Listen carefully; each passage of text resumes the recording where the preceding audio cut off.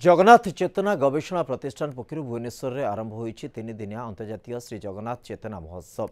IMMT सभागृह परिसर में आयोजित जगन्नाथ चेतना महोत्सव अवसर में जगन्नाथ विभिन्न बेश और भोग प्रदर्शित कर जगन्नाथ 24 बेश सहित 56 भोग एठार प्रदर्शित होता लोकों भितर जगन्नाथ चेतना और भावना जागृत करने लक्ष्य यह महोत्सव आयोजन कर अवसर में बहु जगन्नाथ प्रेमी संस्कृति गवेषक ए सामिल होते। आमर आज जो कार्यक्रम होची आंतर्जातिक श्री जगन्नाथ महोत्सव जो थे कि श्रीक्षेत्र श्रीमंदिर आ श्री जगन्नाथ संबंध में समस्त को जनइबा महाप्रभुंकर जो बेश हुंती पूरा वर्ष सारा बेश होती से बेश समस्त परिचित करवा एवं समस्त भितर जगन्नाथ प्रति आस्था भाव भक्ति भाव एवं समर्पण भाव निर्माण करने